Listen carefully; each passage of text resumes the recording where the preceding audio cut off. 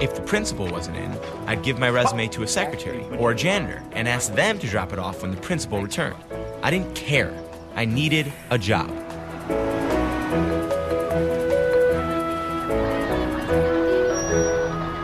I wasn't going to stop until I had one. You'll be starting at the bottom, but that's no big deal. That's where I started. And you're working 7 to 4. I told you this was only part-time. I need to keep my mornings open for interviews. I thought that school had started already. No, not all.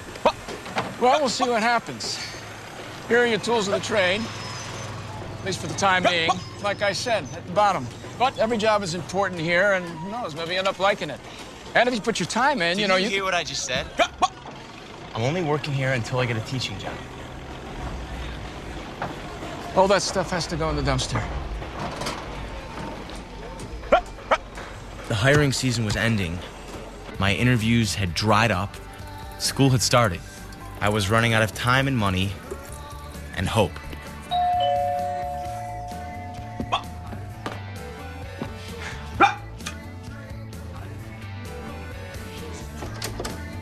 Diane.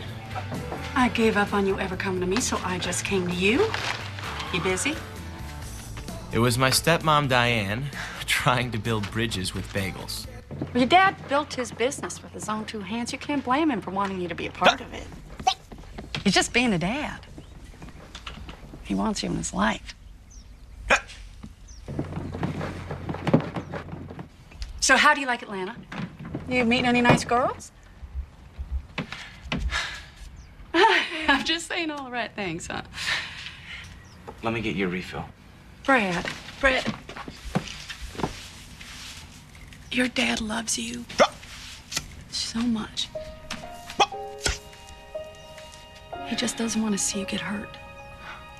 The only thing that hurts is the fact that he has never accepted who I am. See, he's got this idea of a perfect son who is normal and does normal things. Well, I'm never gonna be normal. Well, maybe that's not his idea, Brad. Maybe that's yours. And you're right. You are not normal. You have a gift to teach. And it's not in spite of your Tourette's. It's because of it.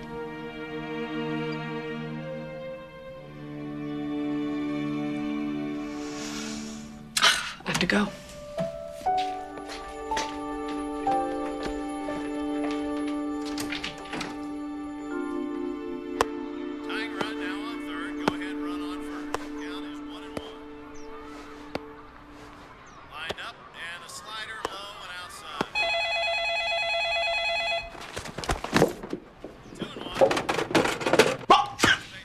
Hello, this is Brad.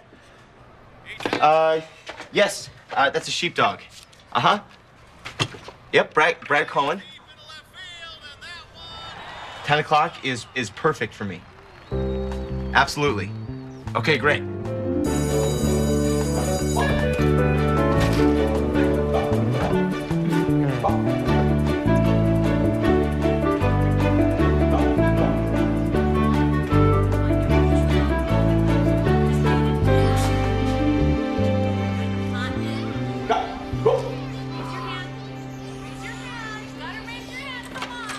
You must be Brad Cohen. Hi. Come on, be. I'm the principal around here. Hillary Straka, assistant principal. Hi. Come on in the office, Brad. We heard you coming all the way from the parking lot. I hear you've been making the rounds. 25 schools so far. And here's my resume. Oh, here. Oh. We can look at that in a minute, Brad. Just come on in and tell us why you want to be a teacher. Okay. Well, it's all I ever wanted to be. Ever since I was in school. You must have had some pretty inspiring teachers. Well, I had an inspiring principal, Mr. Meyer. But my teachers, they really only inspired me to be the kind of teachers that they never were. What kind of teacher is that? One who makes it possible for a kid to learn, even if he's different. In a way, the best teacher I ever had was my Tourette's. You don't have to talk about No, it's okay. I make a point of being open about it. It's Never off limits to my students. They can ask me anything they want about it at any time. But You must get some pretty interesting questions. oh yeah, sometimes it gets really personal. I hope this question isn't too personal, Brad. Do you make those noises in your sleep? I don't know. I'm asleep. No, I don't tick in my sleep. When I'm relaxed, the noises give me a little bit of a break. Like just now. Okay, Brett. I want to hear more about your teaching philosophy. Yeah, I'd love to tell you about my teaching philosophy. We talked for nearly 2 hours. It was the best interview I had ever had. Well, Brad, it was a pleasure to meet you. Yeah, you too. You too. We've still got a few more teachers to interview, but we'll let you know when we've made a decision. Okay, great. Thank you. Thank you. Thank you. Still, my constant companion, as always, warned me not to get my hopes up. But hope is a hard habit to break.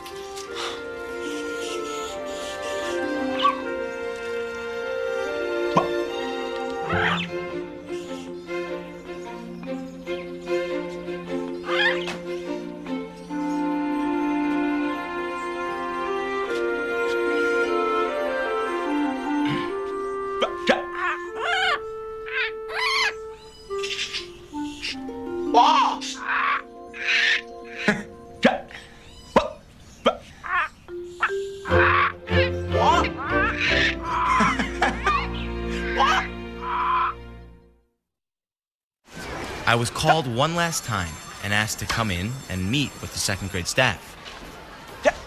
Oh, so you student taught second grade? Oh, I love second grade. The kids are still so open-minded. They're open to everything. Yes, but you do manage to maintain a little discipline, right? While they're being so open? I do let them know what the boundaries are. Yes. So, Brad, what do you think is the most important thing you have to teach? Yeah. Well, besides the importance of reading and the value of math, that it's okay to be yourself. It's okay to color outside the lines if that's who you are. So, it's okay to ignore the boundaries? No, and I didn't. I'm sorry, but how can you expect kids to learn when you're doing that all the time? Oh, come on, Brenda. No, it's okay. It's a valid question, and I want to answer it.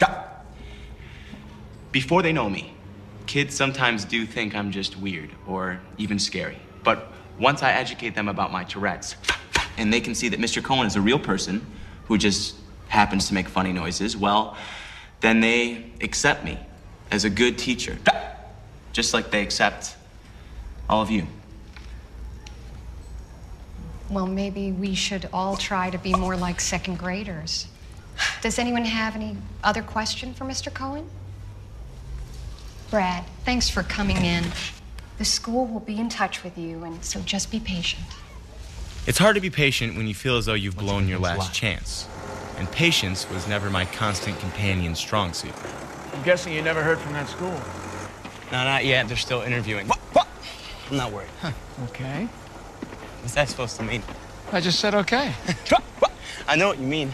You don't think anybody would hire me if they had a choice. Are you a mind reader now? You know what, Dad? This is gonna be my last day here. Well, why don't you wait and see if you got the job first? I'm gonna get the job, Dad. I just have to stay focused. Why can't you stay focused and realistic at the same time? What's wrong with that? Here.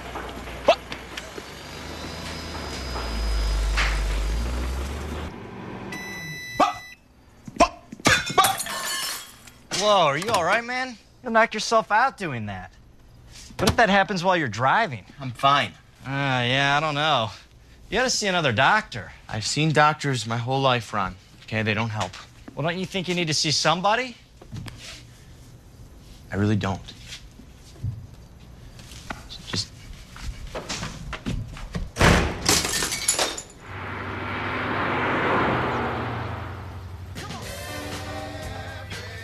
There I was, waiting for the phone to ring again. I tried to convince myself something good would happen.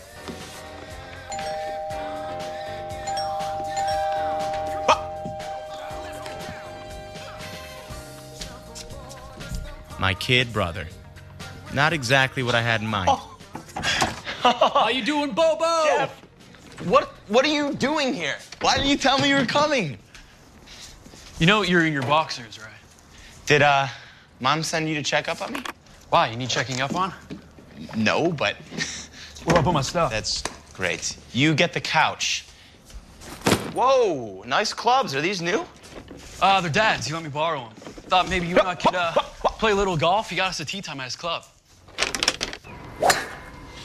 So what do you think? 3-iron from here, little bro? Hey, by the way, thanks for the round. Thank Dad. Oh, wait. I forgot. You guys aren't speaking. I don't want to talk about Dad right now. You're just saying that to rattle me because you know I'm going to beat you. I'm serious, Brad. You and Dad got to start getting along. We get along just fine. As long as we keep it long distance. Is that why you moved down here? To keep it long distance? I mean, it's not like you have anything to prove to him, right? What are you now, Jeff? A shrink? Dr. Jeff, huh? I'm sorry, sir. I'm going to have to ask you to stop making those noises. Look, pal, he's not doing it. No, on I purpose. can handle it, Jeff. I got it. Look, it's just not fair to the other golfers. No, I understand. I can't help making these noises.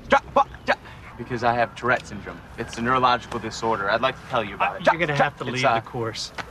I got to think of the other members. Hey, Joe, leave the guy alone. He's fine. Hey, man, we're twosome and our buddies don't appear to be showing. Would you like to join us? If you don't leave, I'm going to have to call security. Okay. Okay. Thanks, guys. Maybe next year, all right? Jeff, come on. Come on, buddy. Thanks.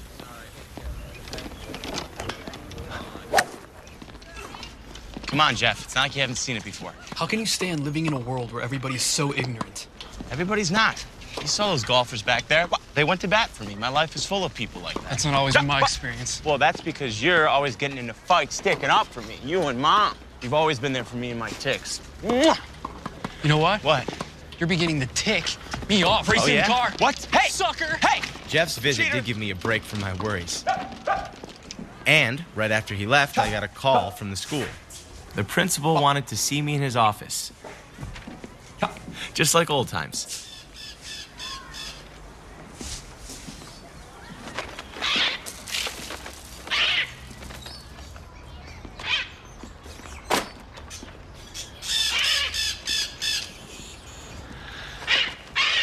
Pretty noisy, huh? And yet somehow the kids manage, don't they? Yes, they do. They do. Hillary and I discussed you with the teachers. And we talked about how proud we are of teaching our kids to never let anything hold them back in life. And Hillary said if we're gonna talk the talk, we need to walk the walk. She's waiting to show you your classroom. Welcome. Second grade is overcrowded, so we've had to create a new class. Your kids are being taken out of other rooms, so some of them might be a little confused.